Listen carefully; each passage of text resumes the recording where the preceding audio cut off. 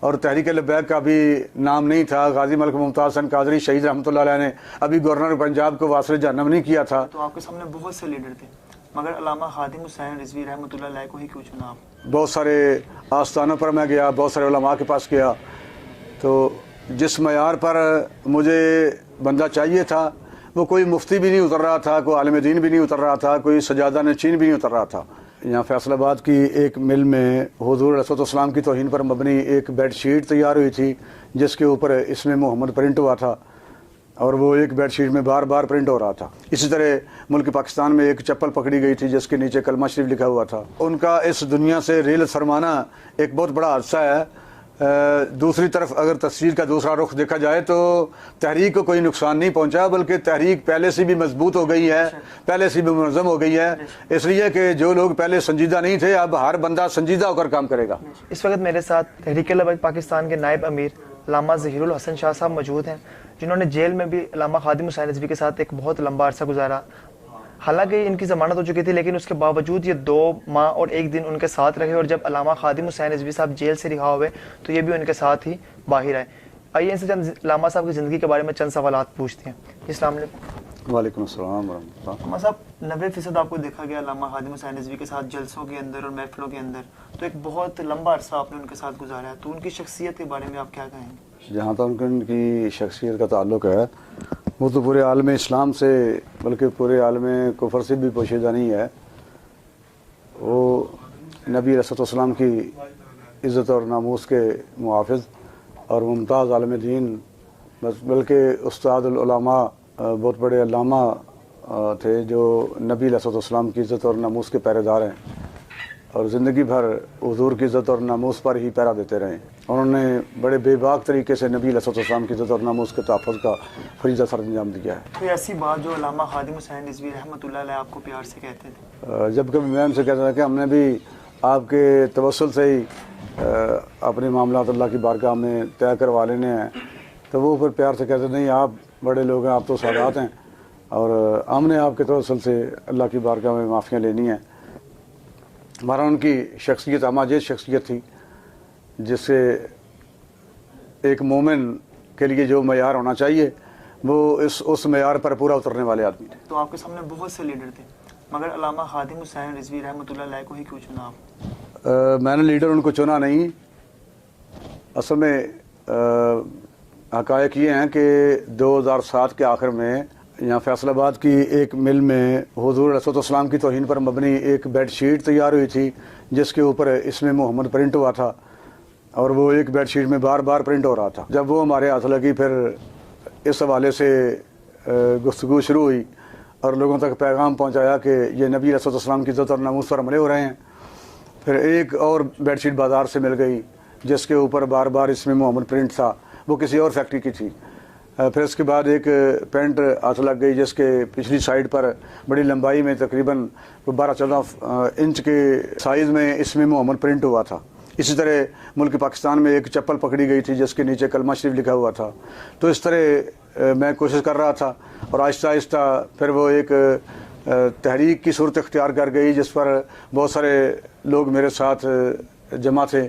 پھر ہم نے باقاعدہ طور پر اس کا نام تجویز کیا, کاروان رسول کے نام سے اسے موسوم کیا گیا. پھر اس کا باقاعدہ ایک آفس تھا, مرکزی آفس, جس میں کافی سارے لوگ بیٹھ کے کام کرتے تھے, لوگوں سے رابطہ رکھتے تھے, جن میں بہت سارے لوگوں کی ذمہ داریاں تھیں کارکنان کی تعداد بڑھانے کے لیے, لوگوں تک پیغام پہنچانے کے لیے.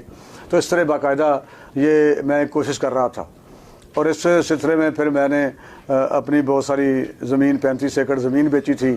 پھر کافی سارے میرے پاس جانور تھے, کھیتی باڑی چونکہ میرا کاروبار ہے اب بھی, تو وہ تقریباً بھینسیں گائے کوئی 59 کے قریب تھیں جو میں نے فروخت کر دیں, پھر اس مشن پر خرچ کر دیں.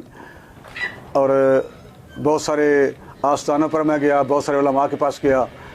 تو جس معیار پر مجھے بندہ چاہیے تھا وہ کوئی مفتی بھی نہیں اتر رہا تھا, کوئی عالم دین بھی نہیں اتر رہا تھا, کوئی سجادہ نشین بھی نہیں اتر رہا تھا. اس طرح میری توقعات کو بہت ساری ٹھیس پہنچی کہ آستانوں میں بیٹھنے والے لوگ, سجادہ نشینان لوگ, یہ بھی نبی علیہ السلام کی عزت اور ناموس کے محافظ نہیں ہیں. تو پھر حضور کی عزت اور ناموس کا تحفظ کون کرے گا؟ یہ سادات بھی, یہ سجادہ نشینان بھی نبی علیہ السلام کی عزت اور ناموس کے تحفظ کو عملاً نہیں کرنا چاہتے، بس یہ صرف 2-4 جملے کہنا چاہتے ہیں، اور وہ بھی اپنے خطاب کے آخر پر 2-3 منٹ کے لیے 5 منٹ کے لیے کہ ہم حضور کی عزت اور ناموس کا تحفظ کر رہے ہیں۔ تو جس معیار کا میں بندہ تلاش کر رہا تھا، وہ اچانک ایک جلسے میں میری ملاقات استاد علامہ حافظ خادم حسین رضوی صاحب سے ہو گئی، اور جو معیار میں چاہتا تھا، چونکہ وہ اس معیار پر پورا اتر رہے تھے اور پورا اترتے رہے ہیں، اس لحاظ سے میرا ان کے ساتھ تعلق بن گیا، اور اس تعلق کی بنیاد پر ہی میں ان کے ساتھ جیل میں رہا ہوں۔ ان کے اس تعلق کی بنیاد پر ہی میں نے سارا وقت ان کے ساتھ گزارا ہے۔ تو اس لیے نہیں کہ مجھے کوئی عہدہ ملے گا، بلکہ جب میں نے دیکھا کہ مجھ سے بہتر بندہ آ گیا ہے تو میں خود پیچھے ہو گیا، اور ان کی شخصیت ہمجد شخصیت تھی۔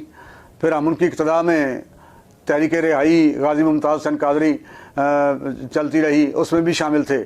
پھر ان کی شہادت کے بعد پھر تحریک لبیک اس کا نام بن گیا، اس وقت بھی ہم شامل تھے۔ اور جو عرصہ جیل میں گزرا ہے، وہاں بھی میں جو اتنا خوش و خرم رہا ہوں، پرسکون وہاں رہا ہوں، مجھے کسی قسم کی کوئی پریشانی نہیں تھی، بلکہ بار بار چونکہ میں جیل میں رہا ہوں، اس حوالے سے 2008 سے مقدمات شروع ہو گئے تھے، اور تحریک لبیک کا بھی نام نہیں تھا۔ غازی ملک ممتاز حسین قادری شہید رحمۃ اللہ علیہ نے ابھی گورنر پنجاب کو واصل جہنم نہیں کیا تھا، ابھی یہ معاملات منظر عام پر نہیں آئے تھے۔ اس وقت کاروان رسول کے نام پر یہی ہم کوششیں کر رہے تھے، اسی حوالے سے ساری ہماری مصروفیات تھیں ناموس رسالت کے تحفظ کے لحاظ سے۔ تو اس طرح جب تحریک لبیک شروع ہوئی تو وہ قائد تھے اور ہم ان کے پیچھے چلنے والے لوگ تھے۔ سر، علامہ خادم حسین رضوی رحمۃ اللہ علیہ کے جانے سے پارٹی کو ایک بہت بڑا دھچکا لگا ہے، کتنے عرصے میں آپ کو لگتا ہے کہ پارٹی ایک نئے جذبے کے ساتھ ابھر کر سامنے آئے گی؟ دیکھیں، یہ تو وقت ہر انسان پر آنا ہی آنا ہے، ماحول جیسا بھی ہو، اور وقت کا تعین کوئی بھی نہیں کر سکتا، یہ تو اللہ رسول کو جیسے منظور ہے وہی ہونا ہے۔ اور اچانک ان کا دنیا سے چلے جانا، یہ کارکنان کے لیے، غلامان رسول کے لیے، عاشقان رسول کے لیے ایک بہت بڑا حادثہ ہے۔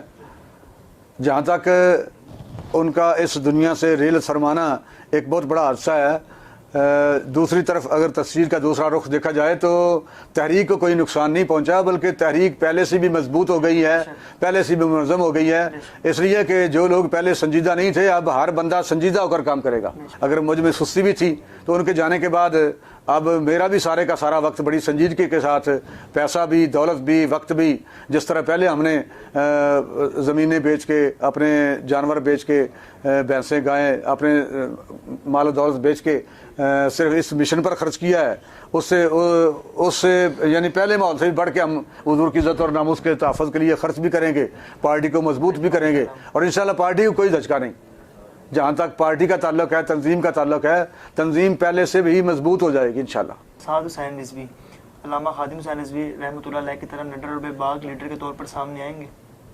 ہاں، کیوں نہیں، بالکل۔ وہ ایک عظیم باپ کے عظیم بیٹے ہیں، جس طرح علامہ خادم حسین رضوی صاحب نبی علیہ السلام کی عزت اور ناموس پر کوئی سودا نہیں کرتے تھے، ہمیشہ نہ بکے ہیں نہ جھکے ہیں، اسی طرح حافظ صاحب بھی کبھی انشاءاللہ نہ بکیں گے نہ جھکیں گے۔ پھر ہم ان کے ساتھ ہیں نا، پوری شورا ان کے ساتھ ہے، پوری کارکنان ان کے ساتھ ہے، پوری تنظیم ان کے ساتھ کھڑی ہے، اور پورے غلامان رسول پوری دنیا میں جتنے عاشقان رسول ہیں وہ سب ہم ان کے ساتھ کھڑے ہیں۔